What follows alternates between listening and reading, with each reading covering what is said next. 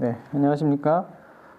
빅데이터 분석과 스마트 컨설팅 강의를 맡게 된 정은상입니다. 강의를 시작하겠습니다.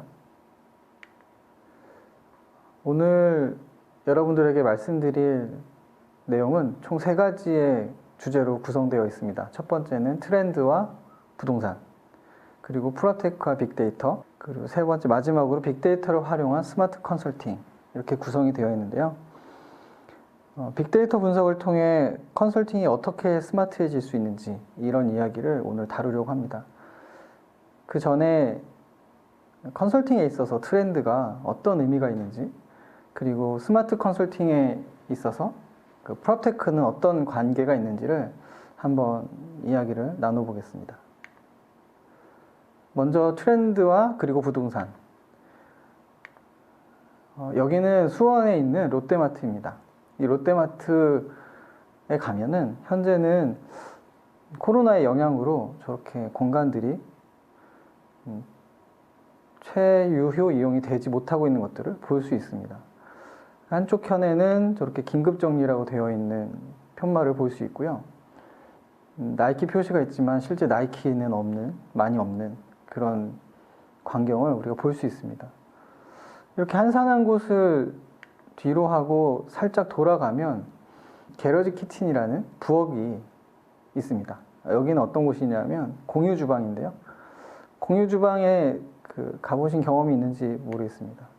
안에 들어가면 일반 음식점하고도 유사하지만 주로 배달 음식을 다루고 있습니다. 최근에 배달의 민족이나 쿠팡이츠와 같이 배달 음식을 주로 하는 레스토랑이고요.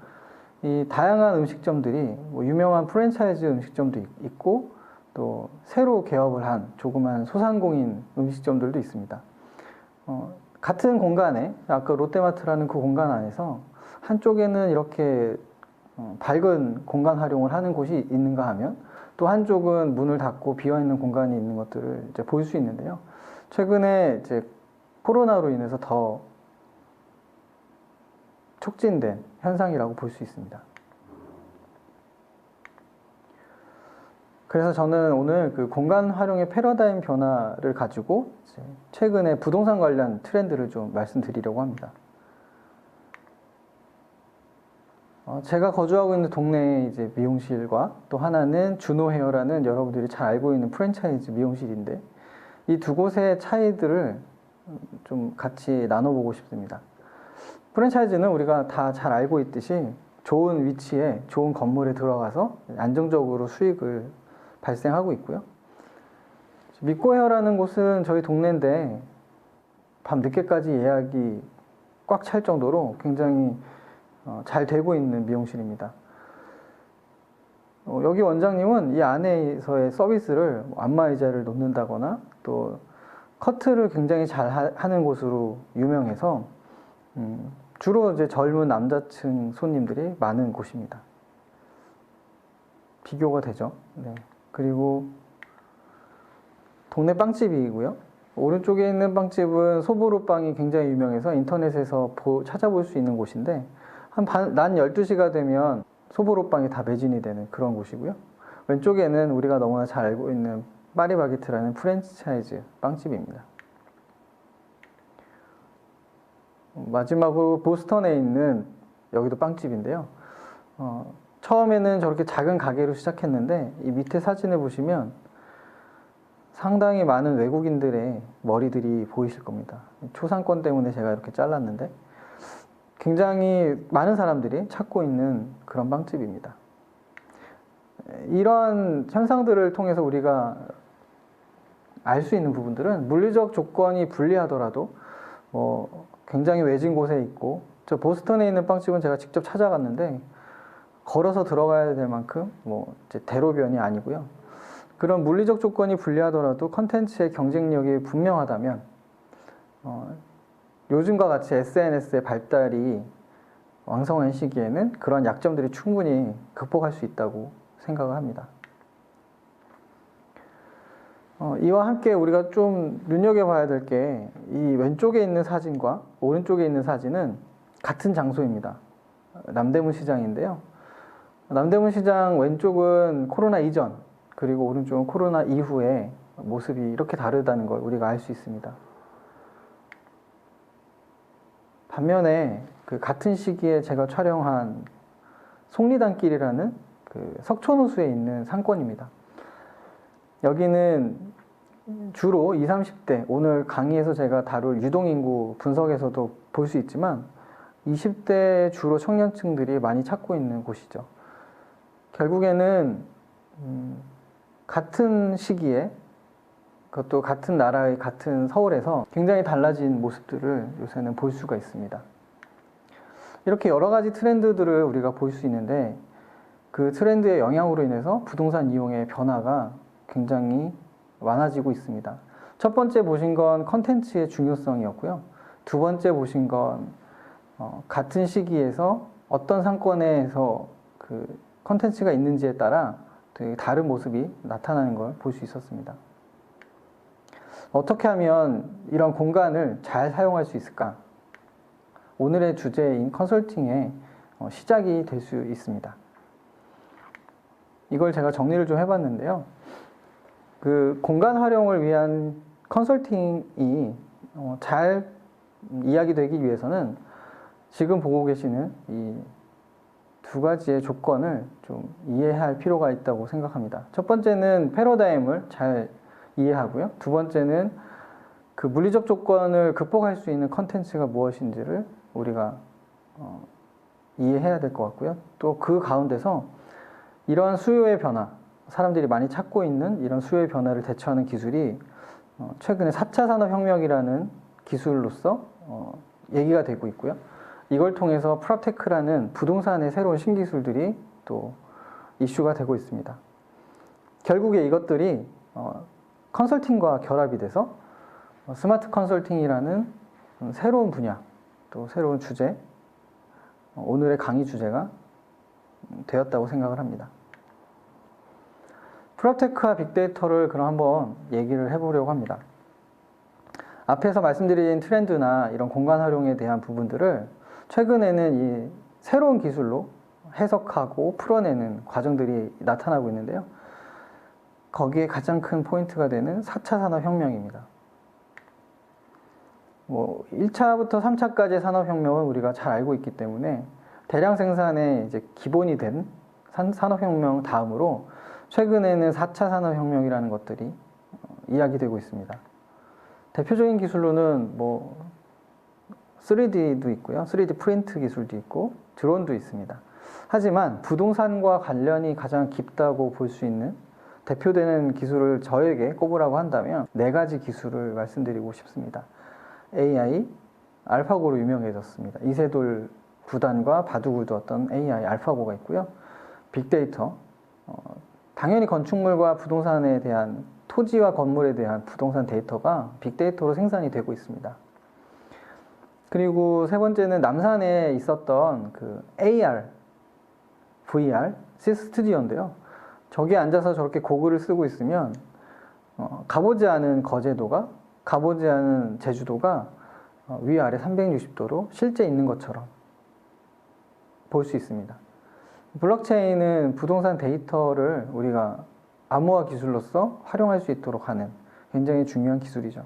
이 4가지의 4차 산업혁명 기술이 부동산에 접목이 돼서 최근에 프롭테크라는 이름으로 많이 관심을 갖게 된 계기가 되었습니다. 네, 4차 산업혁명 기술을 활용하는 부동산 기업을 영상으로 한번 보시겠습니다.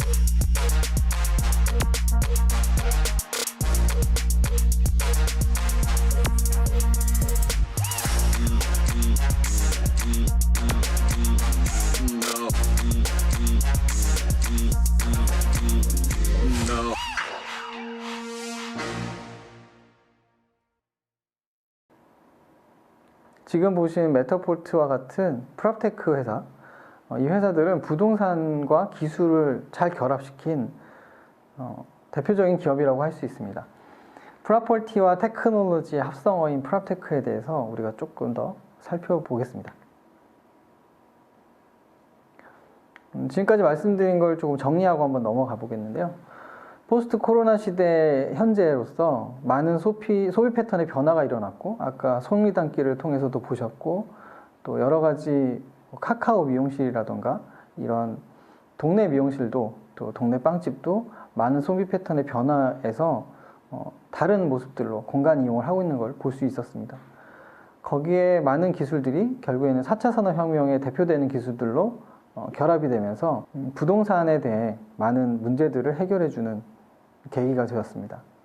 거기에 저는 솔루션이 프랍테크라고 보고 있고요. 그걸 오늘 또 이제 설명드리려고 하고 있습니다. 근데 프랍테크를 말씀드리기 전에 O2라는 걸 우리가 잠깐 살펴볼 필요가 있습니다. 프랍테크는 부동산 O2하고 구분이 되는 부분이 분명히 있는데요.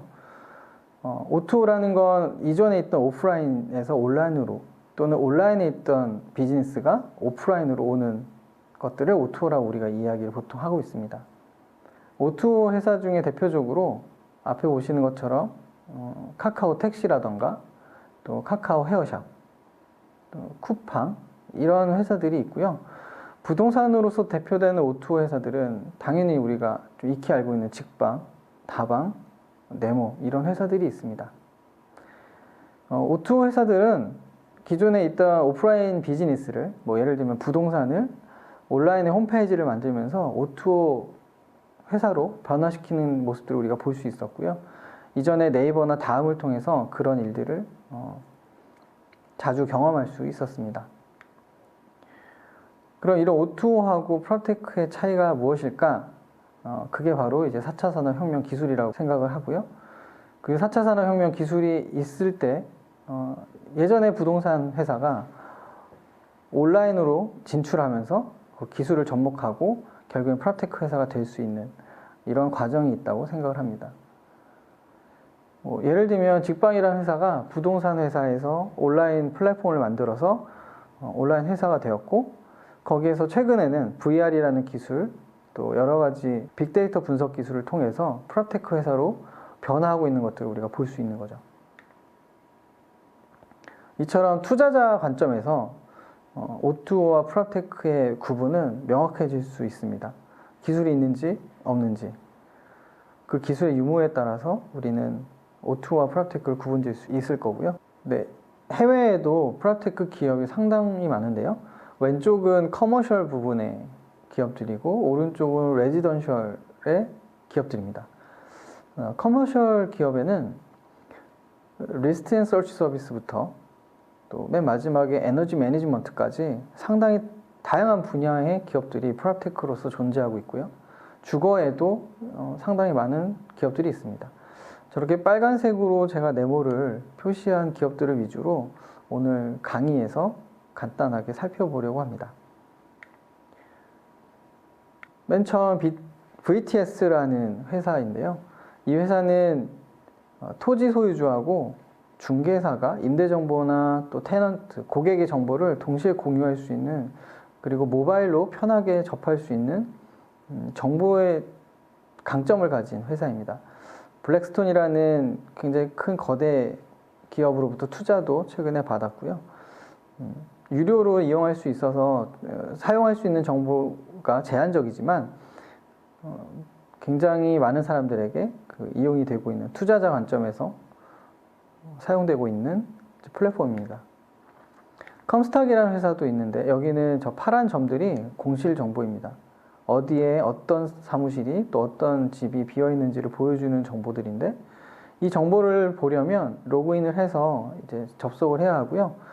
이렇게 자물쇠 표시로 정보들이 가려져 있습니다. 이 정보를 보려면 내가 갖고 있는 정보를 올려서 이 회사에 보내서 그 정보의 가치가 어느 정도인지를 이 회사가 평가를 하고 그게 100 크레딧이다, 또 500 크레딧이다 이런 식으로 저희에게 정보를 공급한 사람에게 크레딧을 부여합니다.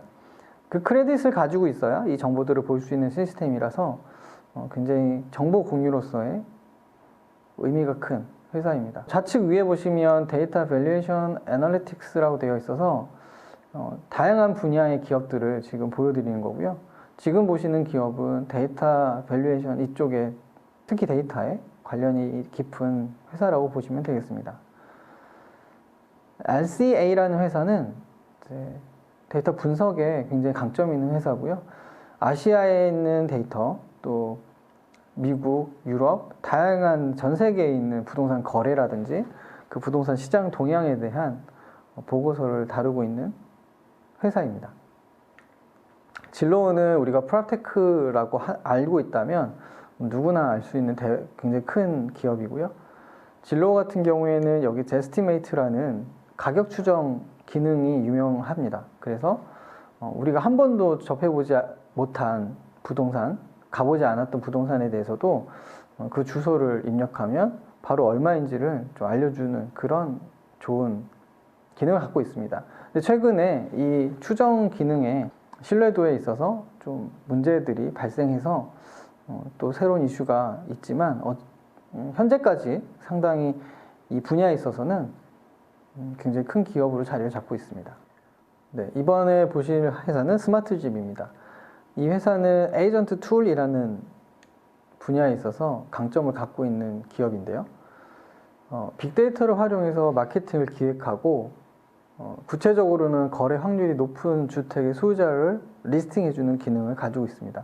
이거를 이제 예를 들면 금리가 상승할 때 건물을 갖고 있는 소유자는 이자에 대한 부담이 높아지게 됩니다. 그래서 그 이자에 대한 부담이 높아지기 때문에 매도할 가능성이 높은 거고요. 그와 같이 많은 건물에 대한 데이터를 우리가 가지고 있다면 그 데이터를 분석해서 거래 가능성이 높은 부동산을 우리가 찾을 수 있는 거죠. 이처럼 빅데이터를 잘 활용해서 운영하고 있는 기업들이 이제 미국에 있는 스마트집이고요. 오픈도어라는 회사는 진로하고 유사하지만 또 다른 것이 주택을 매입해서 그걸 리모델링 한 다음에 다시 매각하는 그러한 비즈니스 모델을 가지고 있습니다. 여기는 이제 상장도 되어 있는 회사로서 굉장히 기업 가치가 높고요. 최근에 프랍테크로서 대표적인 회사로 관심을 받고 있습니다. 그 외에도 메타폴트라는 아까 동영상을 보셨던 VR로 유명한 회사가 있고요. 10X라는 경매 관련된 또 회사가 있습니다. 관심이 있으시면 구글에 또는 뭐 네이버에 검색을 하셔서 저 회사의 홈페이지 가입을 하시면 자료를 받아보실 수도 있습니다. 카드레라는 회사도 그 직거래 관련돼서 회원제 부동산 서비스로 유명한 회사입니다. 이와 같이 프랍테크로 유명한 회사들이 해외에는 상당히 많고요. 더 중요한 거는 우리나라는 리스트 앤 서치라는 주로 찾는 분야의 부동산 기업이 많다면 외국의 경우에는 상당히 다양한 분야의 기업들이 많다는 걸 볼 수 있었습니다. 이와 같은 사실은 우리나라에도 상당히 많은 분야에 앞으로 생겨날 프랍테크 기업들이 많이 있겠구나라는 것을 예상할 수 있는 부분입니다. 지금까지 말씀드린 걸 총 3가지로 정리를 해보면 첫 번째는 소비 패턴의 변화가 촉진되는 계기였다. 코로나로 인해서 많은 부동산에 대한 이용도 변화가 되었고요. 두 번째로 부동산 거래 또한 변화가 돼서 특히 남대문 시장과 같이 로드샵이 위축이 되고 그거로 인해서 새로운 솔루션이 필요한 그런 현실이 우리에게 지금 다가왔습니다. 이와 같은 상황들을 해결하기 위해서 프랍테크라는 기술이 필요했고 많은 분야에서 지금 그 프랍테크 기술을 통해 부동산 문제가 해결되는 것들을 볼 수 있었습니다.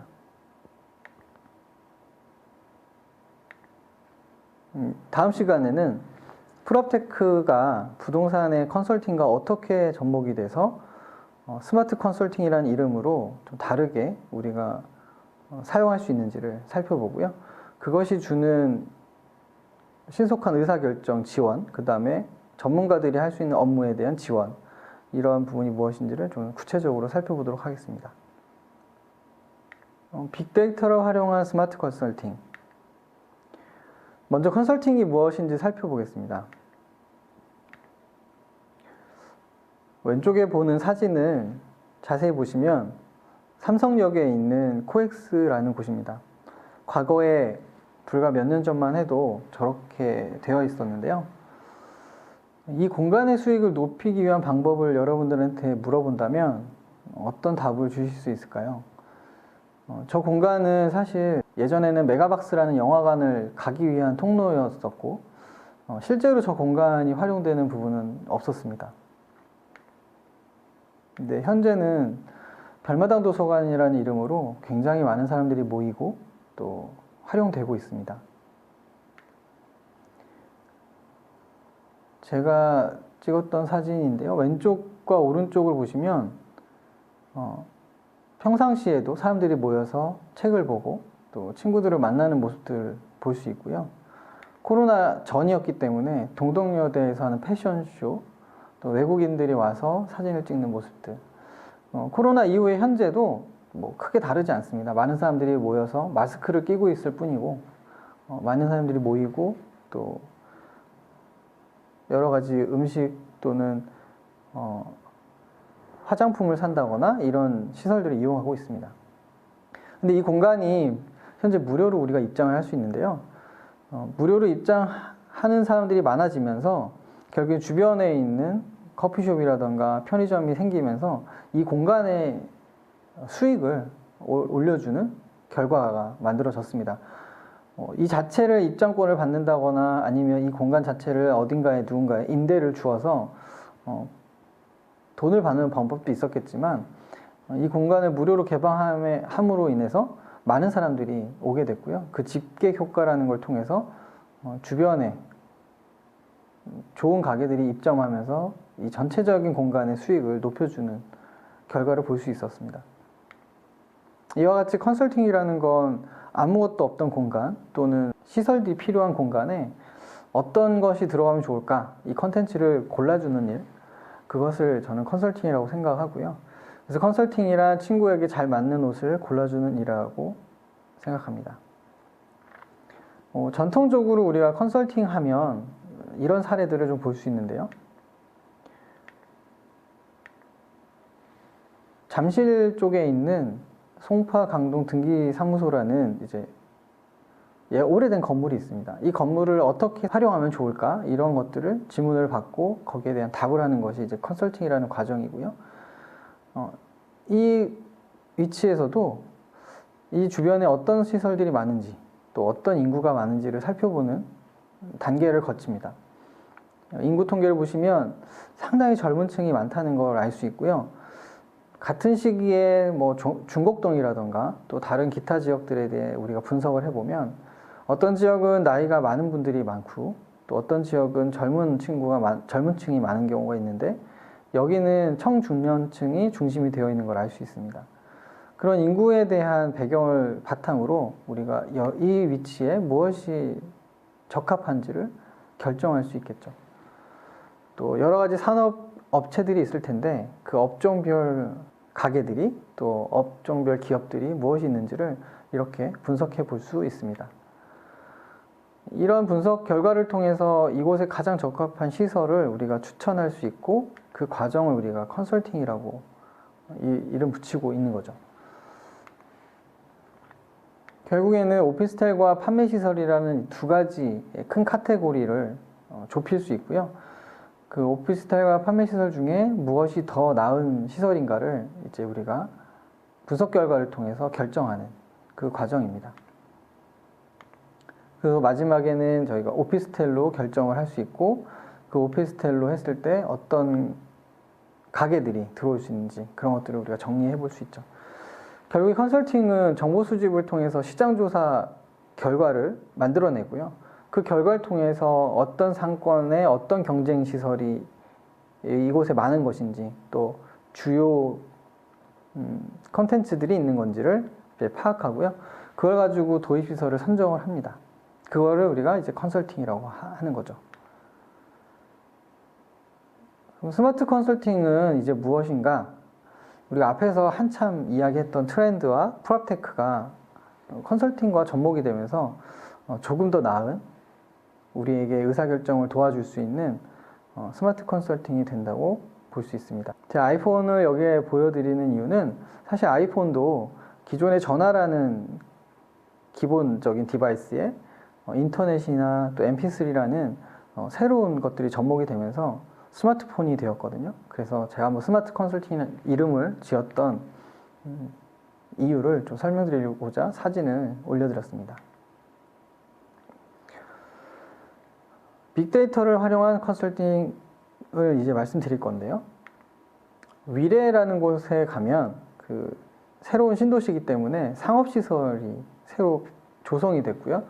그 상업시설에 조성된 위치에 어떤 시설이 들어오고 또 어떤 건물이 지어져야 좋을까, 이거를 이제 조사했던 보고서입니다. 컨설팅 보고서에 있어서는 목차가 상당히 중요한데요. 이 목차는 4가지로 구성을 할 수도 있습니다. 그때마다 프로젝트마다 그 목차는 달라질 수 있습니다. 첫 번째는 시장 환경 분석, 두 번째는 상권 환경 분석, 세 번째는 임대 환경 분석, 네 번째는 타당성 검토입니다. 시장 환경 분석에는 저렇게 인문, 경제, 입지와 같이 그 부동산이 위치하고 있는 곳의 시장의 환경, 그거를 구체적으로 조사하는 거고요. 두 번째는 상권에 대해서, 그 부동산이 위치한 상권에 거기에 개발 환경이라던가, 뭐 예를 들면 배후 주거의 변화를 얘기할 수도 있고요. 또 온라인과 오프라인의 거래 환경들을 조사해서 우리가 정리해서 그걸 상권 환경에 넣을 수도 있고요. 그래서 다양한 방법이지만 어쨌든 목차에 대해서 우리가 정하고 그 목차의 순서대로 조사를 하는 과정이 이제 스마트 컨설팅이 있습니다. 이거는 컨설팅이나 스마트 컨설팅이나 동일한 부분이지만 스마트 컨설팅에서의 다른 부분은 공공 빅데이터라든가 일반 민간에서 제공하는 빅데이터를 활용해서 보다 정확한 또 신속한 결정을 할 수 있도록 지원해주는 부분이 다르다고 생각이 됩니다. 시장 환경 분석을 좀 자세하게 살펴보면 다음과 같습니다. 일반적으로 우리가 지적도 또는 여기서는 지구 단위 계획을 통해서 이 부동산의 특징들을 살펴볼 수 있는데요. 보통 시청에 우리가 접속을 해서 도시개발 계획을 살펴보면 지금과 같은 자료들을 볼 수가 있습니다.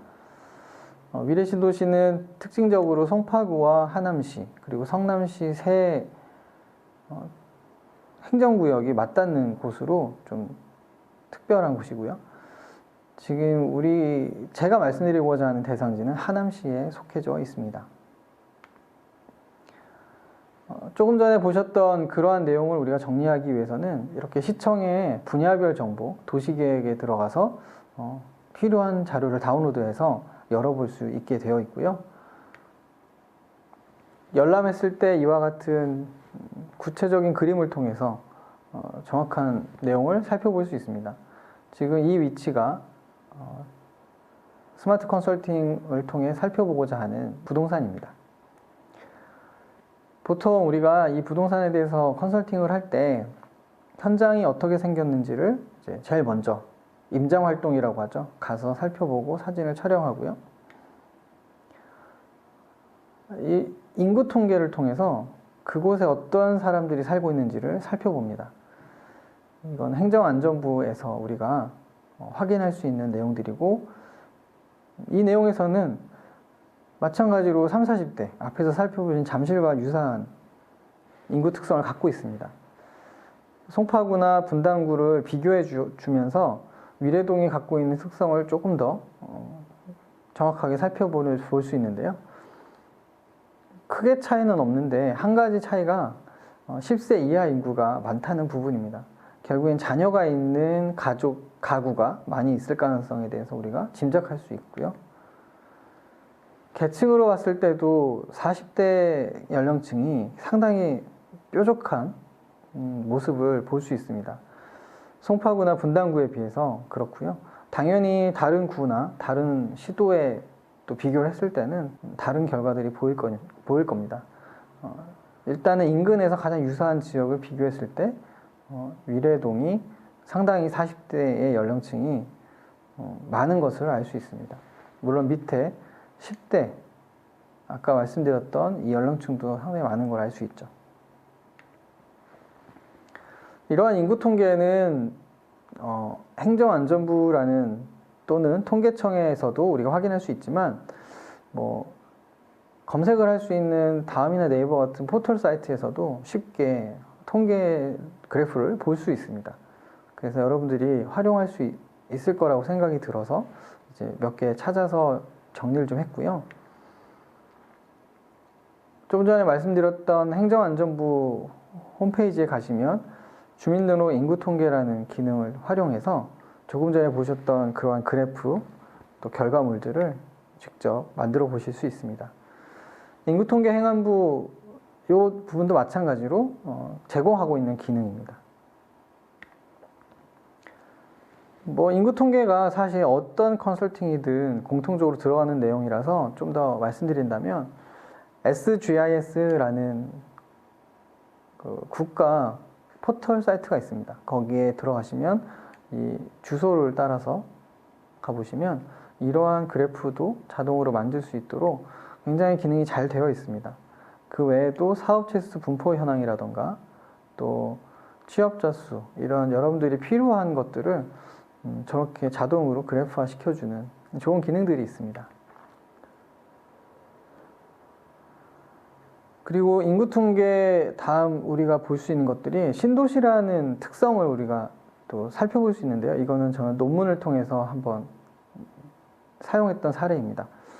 그래서 여러분들이 가능한 방법, 범위 내에서 논문이라던가 또 일반 포털 사이트라든가 또 공공 데이터 이런 것들을 사용해서 시장 환경 분석을 해보시면 의미 있는 결과들을 만날 수 있을 것 같습니다. 다음으로 경제 환경 분석입니다. 경제 환경 분석에서는 직업에 대한 그곳에 살고 있는 사람들의 직업에 대한 이야기들을 우리가 풀어볼 수 있는데요. 송파구의 직업은 서비스가 월등히 많고요. 또 숙박 및 음식점업이 상당히 많은 것을 볼 수 있습니다. 이런 데이터는 서울시 홈페이지에 들어가면 data.seoul.go.kr에서 또 살펴볼 수 있는 데이터입니다. 그래서 여러분들이 공공 데이터를 잘 활용한다면 얼마든지 컨설팅 보고서를 내가 살고 있는 지역 또 내가 관심 있는 지역에 대해서 분석을 해볼 수 있겠죠. 제가 최근에 자치구별 사업체 수나 종사자 수를 조사할 때도 지금 보시는 공공 데이터, 이거는 서울시 데이터가 아니라 data.go.kr이라는 국가 공공 데이터 사이트를 들어가시면 서울시에서 제공하는 데이터를 여기에서 열어볼 수도 있습니다. 그리고 오른쪽은 서울시의 공공 데이터이고요. 다양한 무료 데이터들이 이렇게 우리에게 제공되고 있는 걸 알 수 있습니다.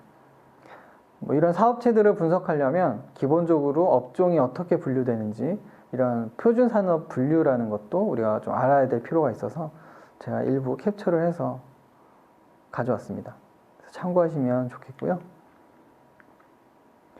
시장환경 분석에서 우리가 아까 인구 통계도 보고 또 경제환경 분석을 계속 보고 있는 건데요. 그 사업체 다음으로 지역별 소득 분포도 살펴볼 수 있습니다. 지역별 소득 분포에서는 우리가 주의 깊게 봐야 될 부분은 이 부분 같습니다. 30대의 소득이 위례, 방이, 잠실동 모두 증가한 걸 알 수 있습니다. 코로나인데도 불구하고 상당히 많이 증가를 했고요. 다른 연령층에 비해서는 마이너스가 있는 연령층이 있는 걸 비해서도 상당히 많은 증가를 한 걸 볼 수 있습니다. 그래서 30대의 그 소득이 많구나 라는 걸 알 수 있고요. 위례 신도시는 특히. 그리고 소비 또한 위례 신도시는 30대가 월등히 많습니다. 결국에는 아까 그 보셨던 위치에 내가 어떤 건물을 지어서 또 어떤 비즈니스를 할 것인가에 대한 결정을 할 때 이러한 데이터들이 굉장히 유용할 수 있고요. 또 구체적인 예로는 만약에 내가 자동차 대리점을 한다거나 자동차 판매 대리점 또는 마트를 한다거나 이러한 경우에 어떤 연령을 타겟으로 그 이용을 할 것인가 활용할 것인가 이런 것에 대한 근거가 될 수 있다고 볼 수 있습니다. 이러한 데이터도 물론 구글링, 우리가 검색을 통해서 확인할 수 있는 데이터들이고요. 여러분들이 필요에 따라서 직접 수집을 하시고 정리를 해보시면 좋겠습니다. 또 시장 환경 분석의 입지 환경 분석이 이제 마지막 파트인데요. 지금 우리가 보셨던 거는 인구 통계, 그 다음에 경제, 이번에 입지, 이렇게 해서 시장 환경 분석을 마무리할 수 있고요. 입지 환경에는 광역 입지와 협업 입지가 있습니다. 광역은 주요 권역을 이동하는 그러한 내용으로 구성을 하고 있는데 GBD, CBD, YBD 이렇게 서울은 3개의 권역으로 구성되어 있습니다. CBD는 종로와 중구를 보통 이야기하고 있고 GBD는 강남, 서초, 또 송파가 포함되는 경우도 있습니다. 이러한 곳을 접근하는 그 접근성이 얼마나 좋은지를 광역 입지도에서 우리가 표현할 수 있고요. 여러분들이 관심 있는 지역에 대해서도 이러한 형태로, 만약에 그 지역이 지방이라면 그 지방의 광역시 또는 광역시 안에서도 또 주요 상권들이 있을 것이니까 그 주요 상권과의 접근성을 우리가 분석을 하고 조사를 하면 작성할 수 있는 내용입니다. 협역은 그 권역 내에, 그래서 여기는 위례 신도시 내에서의 접근성, 또 이 안에서의 얼마나 좋은 위치에 있는지를 표현해주는 내용입니다. 이러한 내용들을 표현하기 위해서는 여러 가지 이제 배경이 될 수 있는 지도들이 필요할 텐데요. 이거는 시리얼이라는 위에 주소를 통해 들어가시면 활용할 수 있는 지도입니다. 제가 주로 활용하는 건 V월드라는 지도인데, 여기가 아까 보셨던 지도에 비해서 텍스트가 좀 많이 없어서 활용하기는 좀 더 수월한 부분이 있습니다. 그리고 아파트 세대들이 어떻게 구성되어 있는지도 상당히 중요한 정보이겠죠. 그래서 앞으로 향후 지어질, 또 이미 들어와 있는 이러한 주거 세대들을 우리가 또 내용들을 정리해 볼 수 있습니다. 이러한 내용은 아까 보여드렸던 시리얼이라는 플랫폼에서 쉽게 취득할 수 있는 정보이고요. 굉장히 시각화도 잘 되어 있어서 이대로 여러분들께서 사용을 하셔도 괜찮지 않을까 생각이 듭니다. 주거 세대들이 언제 들어오고 또 얼마나 규모로 들어오는지에 대해서는 사실 자료 찾기가 쉽지가 않아서 이런 나무위키 같은 것을 활용할 수도 있습니다. 다만 이 정보가 정확한지는 공공구청이나 시청의 사이트를 들어가서 확인하신다거나 또 그 외에 여러 가지 정보들을 좀 교차해서 확인해 보실 필요가 있겠습니다. 시장 환경 분석은 지금처럼 인문, 경제, 입지 이렇게 다양한 관점에서 살펴보고 우리가 거기에서 시사점을 도출하는 과정이 필요한 거고요. 이걸 통해서 이곳에 정말 어떤 것이 맞는지를 하나하나씩 찾아가는 과정이라고 보면 되겠습니다. 여기까지 하고 또 다음 시간부터는 상권 환경 분석에 대해서 살펴보도록 하겠습니다. 네, 다음으로 상권 환경 분석을 살펴보겠습니다. 앞에서 보신 시장 환경 분석은 인문, 경제, 입지 이렇게 3가지를 살펴보셨고, 상권 환경 분석은 거래, 개발, 그리고 시장 동향 이렇게 3가지를 살펴본다고 기억하시면 좋겠습니다. 거래 환경 분석은 말 그대로 관련된 거래의 환경이 어떻게 변화되고 있는지를 보여주는 내용이고요. 한마디로 요약하면 오프라인에서 온라인으로 변화되고 있다 이야기를 이제 하는 거죠. 실제로 지금 최근에 많은 것들이 코로나를 통해서 더 많이 확장되고 있고 또 많은 사람들이 이용하게 되었습니다. 그리고 개발 환경 분석은 위례 신도시라는 그 신도시의 특징을 가지고 다른 신도시와 비교를 하는 거고요. 앞에서 보신 것처럼 어떤 유사 사례와 비교를 하는가가 사실 부동산에 있어서, 컨설팅에 있어서 굉장히 핵심이라고 볼 수 있습니다. 그 유사 사례를 선정하는 게 굉장히 키 포인트인 거죠. 위례 신도시를 이제 광교와 판교로 유사 근처에 있고 또 규모도 유사하기 때문에 비교를 해보면 위례 신도시가 건폐율이 비교적 낮은 걸 알 수 있습니다. 그 얘기를 다시 얘기하면 걸어 다니는 공간이 도보 공간이 넓은 거고요. 자동차가 다니는 공간들이 넓은 거죠. 때로는 그것들이 뭐 장점이 될 수도 있지만 지루함이 될 수도 있고 또 걷는 데 있어서는 상당히 어려운 피곤한 환경이 될 수도 있습니다. 다시 말해서 어떤 상점이 입점을 할 때 걷는 고객, 도보 고객 또는 차량 고객을 중심으로 할 것인가 이런 것들을 판단할 때 또 하나의 기준이 될 수 있는 내용입니다.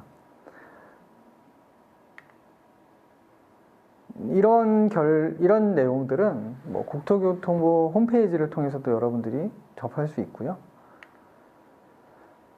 또 여러 가지 언론 정보를 통해서도 여러분들이 확인할 수 있습니다. 예를 들면 주요 개발 같은 경우에는 오른쪽 하단에 있는 출처를 참고하셔서 구청이라던가 또 주택도시공사 이런 홈페이지 또 신문을 통해서 여러분들이 정보를 수집할 수 있고요. 이 정보들을 통해서 이 사이트가 갖고 있는 장점이 무엇인지를 또 발견할 수 있겠습니다. KDI라는 곳을 통해서도 여러분들이 정보를 확인할 수 있고요.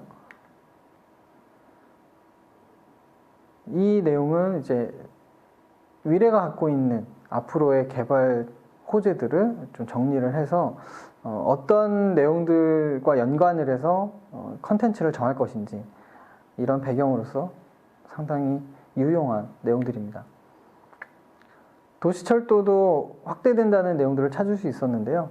보시는 것처럼 조선비즈, 환경닷컴, 경인일보 이렇게 다양한 것들을 설치를 해서 그 내용들 중에 우리가 필요한 내용들을 잘 정리하는 목차로 볼 수 있습니다. 그리고 앞서 제가 한번 설명드렸던 배우 세대에 대한 내용들을 택지 개발 사업이라는 주제로서 한 번 더 정리를 할 수 있고요. 토지이음이라는 그 사이트를 들어가시면 지금 개발 계획들 또 어떻게 앞으로 개발 계획이 있는지를 잘 정리해 놓은 정보들이 이렇게 있습니다. 이거 내용들을 통해서 여러분들이 필요한 내용들을 발췌를 하고 또 정리를 해서 지금과 같은 컨설팅 보고서를 작성하는데 활용할 수 있습니다. 때로는 이렇게 블로그와 같은 정보를 활용할 수도 있는데요. 네이버 블로그에 들어가시면 이러한 관심 있는 부동산에 대한 정보들을 잘 정리해 놓은 것들을 우리가 활용할 수도 있습니다. 시장 동향인데요. 시장 동향은 앞에 개발 계획과 다르게 단순히 정보를 수집하는 것을 넘어서서 수집된 정보를 한 번 더 가공하는 과정이 있습니다. 지금 보시는 건 예전에 한국감정원, 현재는 부동산원으로 이름이 변경이 되었는데요. 거기에서 엑셀 데이터를 우리가 다운로드를 할 수 있고요. 그 다운로드된 엑셀 데이터를 가지고 우리가 필요한 기간으로 또 필요한 지역으로 이렇게 변경해서 한 번 더 가공을 해야 되는 과정이 필요할 수 있습니다. 지금 보시는 건 공실률과 임대료에 대한 정보고요. 공실률 같은 경우에는 전국 평균 공실률보다 낮은 거를 볼 수 있습니다. 다만 위례가 아닌 그 잠실 송파의 공실률이라는 거, 위례의 공실률은 따로 조사된 게 없어서 유사 지역인 잠실 송파를 사용했고요. 당연히 우리가 더 정확한 조사를 하려면 위례에 대한 공실률을 조사하는 게 맞을 수도 있겠죠. 그리고 임대료 같은 경우에는 평균 임대료보다 높은 걸 알 수 있습니다.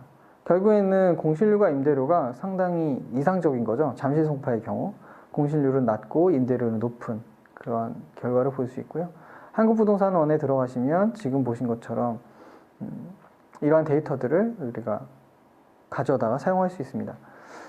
제가 이 강의를 준비하면서 지역별 공실률을 또 한번 살펴봤더니 명동 같은 경우에는 지금 40%에 육박하는 공실률이었다가 2분기 넘어서면서 지금 40%가 넘어갔고 최근 기사를 보니까 거의 50%에 육박하고 있는 걸로 보입니다. 넘어간 걸로 제가 본 것 같고요. 반면에 강남을 좀 보시면 강남역이라던가 이쪽 상권을 얘기하는 거겠죠.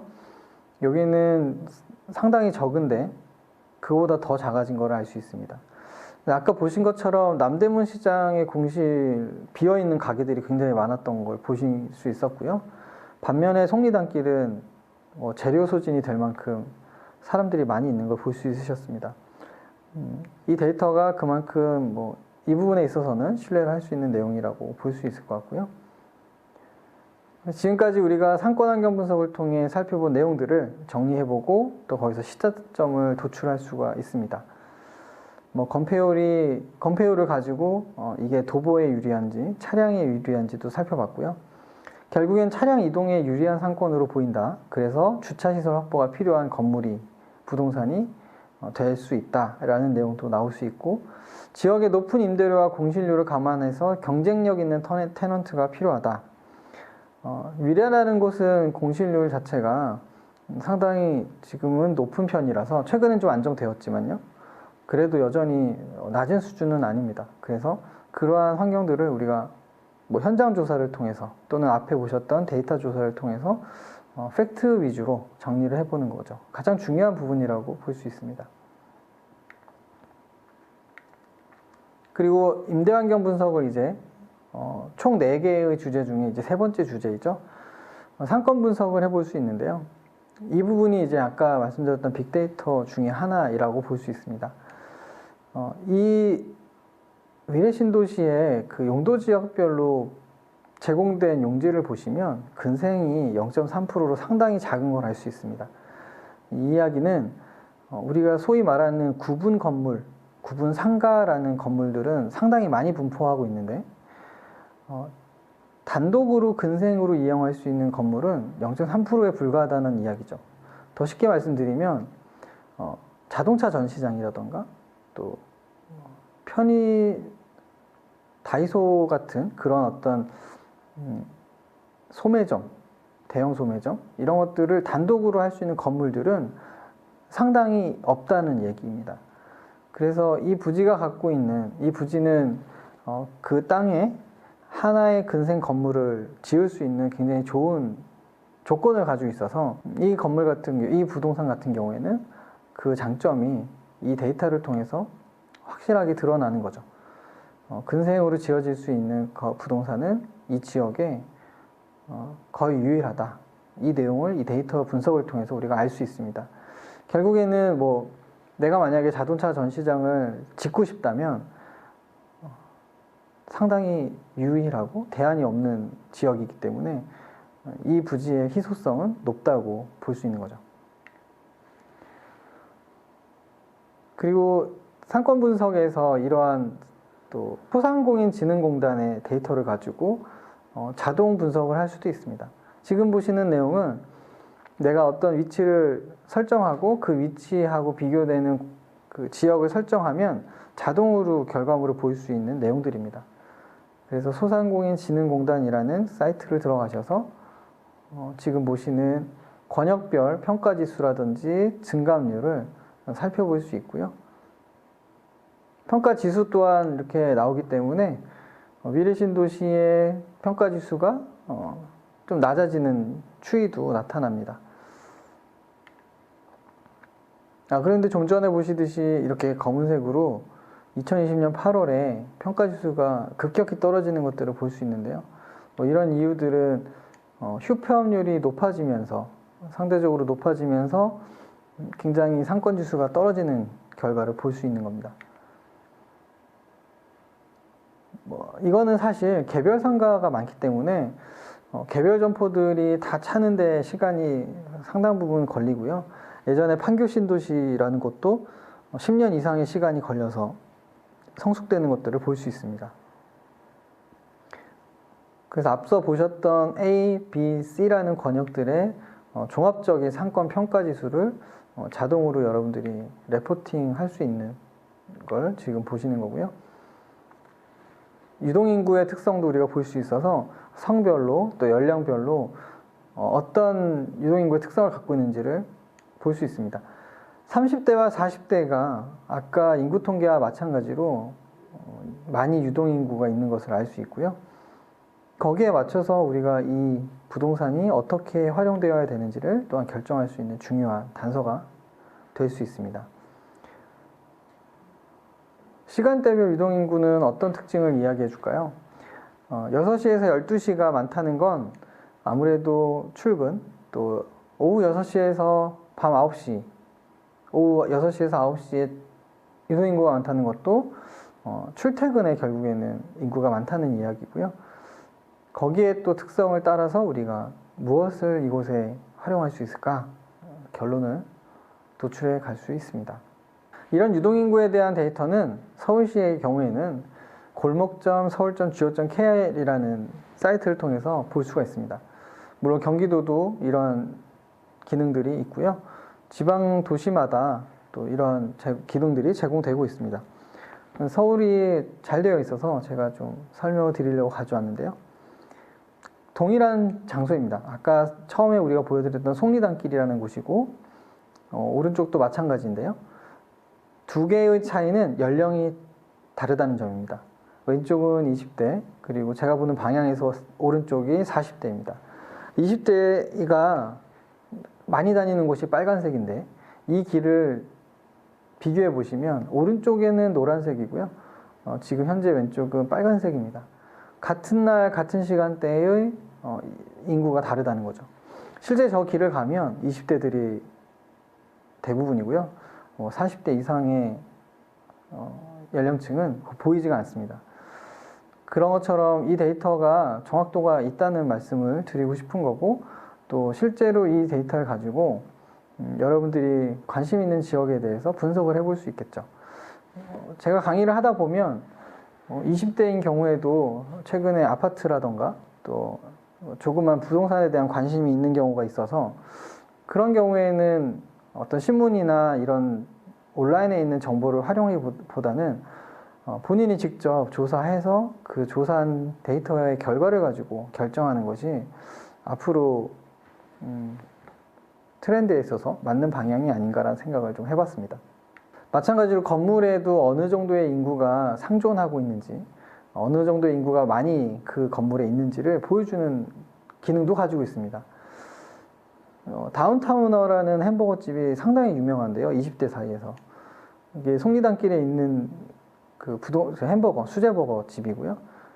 그 햄버거 집이 있는 곳도 그 주말과 평일에 상존 인구가 다르고, 또 보시는 것처럼 지금 이거는 같은 20대인데 평일과 주말 그 점심시간의 차이를 제가 한번 그려본 겁니다. 그래서 여기 보시면 지하철 근처에 있는 스타벅스는 같지만 또 다른 옆에 있는 건물들은 색깔이 다른 것들을 알 수 있습니다. 지금 보신 거 다음으로는 임대가 분석을 살펴볼 수 있고요. 임대가는 저희가 직접 다 조사를 해야 되는 내용이고, 최근에는 인터넷을 통해서도 우리가 조사를 할 수 있기 때문에 그 조사한 내용들을 바탕으로 이 도입시설에 대한 가격, 또 임대 수준, 수익률 이런 것들을 우리가 분석할 수 있습니다. 이 내용은 그 컨설팅에 늘 들어갈 수밖에 없는 중요한 내용이고요. 사실 이 부분을 위해서 앞에 내용들을 조사했던 거라고도 할 수 있습니다. 그래서 층별로 임대료가 어느 정도인지를 조사하고 그 층별 임대료를 평균으로 잡아서 결국에는 임대료 결정을 우리가 해줄 수 있고요. 이 내용들을 우리가 전체적으로 다 종합해 보면 구분상가는 차량 이동에 불리하고 또 옆에 스타필드가 있습니다. 그 스타필드 미래의 영향으로 고객 유입이 제한될 수 있다는 내용이죠. 그래서 여기에 맞게끔 우리가 필요한 시설들을 도입해야 된다. 그런데 또 중요한 내용, 아까 말씀드린 것처럼 단독형 건물이라는 점. 그래서 여러분들이 상상해 볼 수 있는 단독형 건물이 뭐가 있을까요? 삼성전자 서비스센터, 또 아까 말씀드렸던 다이소 이런 것들이 있겠죠. 그런 종류의 건물들. 또 F&B라고 하면 푸드 앤 베이커리잖아요. 그래서 아웃백 스테이크 같은 음식점도 가능하겠고요. 여러 가지 이제 그 건물에 맞는, 그 부동산에 맞는 우리가 컨텐츠를 이제 조금 그려볼 수 있습니다. 그래서 마지막으로는 이 모든 내용들을 가지고 타당성 검토를 하게 되죠. 그림으로 표현하면 이렇게 해볼 수도 있겠습니다. 그래서 인구 통계를 활용해서 우리가 수요구는 가구, 어린아이 10세 미만이 많았죠. 그리고 40대 전후가 많았는데 이런 가구가 많지 않을까. 그리고 신혼부부 정도까지는 많이 있지 않을까. 하지만 뭐 이런 노년 부부만 거주한다거나 또 1인 가구가 많지는 않을 거라는 걸 우리가 통계를 통해 그 조사한 결과를 통해 충분히 알 수 있습니다. 그리고 보시는 것처럼 차량 이용을 한 자동차 상권이라는 것도 뭐 건폐율이 낮다 이런 것들을 통해서 우리가 알 수 있었고요. 또 거래 환경의 변화를 통해서 어떤 그 소비 성향에 우리가 좀 더 맞춰야 될 것인가, 포커스를 맞춰야 될 것인가도 이제 우리가 전체적인 내용들을 정리해 볼 수 있었습니다. 그렇게 한다면 이렇게 타겟이 어느 정도 정해질 수 있고요. 그걸 우리가 그림으로 표현을 할 수도 있습니다. 테마는 여기에 보시는 것처럼 사례들을 들어볼 수 있고 또 오볼드 GC와 같은 아주 트렌디한 이런 F&B 시설도 여러분들이 경험을 해보면 좋겠다는 생각이 들어서 언급을 했습니다. 결국 이거를 한눈에 보기 쉽게 정리하면 이런 F&B 카페나 또 아까 말씀드렸던 스테이크 전문점 같은 케이스가 가능할 거고요. 다만 이런 카페는 그런 위치에 어울리지 않는다고 볼 수 있습니다. 왜냐하면 위례라는 곳은 흡수되기보다는 유출될 수 있는 가능성이 높기 때문에 이런 카페를 가기 위해서 친구들이 위례로 오기보다는 인근의 속리단길이라던가 천호동이라던가 이런 다른 상권으로 좀 빠져나갈 가능성이 높습니다. 하지만 전시 판매 시설 같은 경우에는 그곳에 거주하는 사람들이 충분히 갈 수 있고 또 필요한 시설이기 때문에 뭐 그러한 내용들을 가지고 이렇게 타겟을 좁혀나갈 수 있겠죠. 자동차 같은 경우에도 브랜드가 다양하고요. 그 브랜드 안에서도 연령에 따라서 그 타겟되는 품목이 다르기 때문에 자동차의 종류가 다를 수 있기 때문에 그런 것도 우리가 조사한 내용을 바탕으로 결정할 수가 있습니다.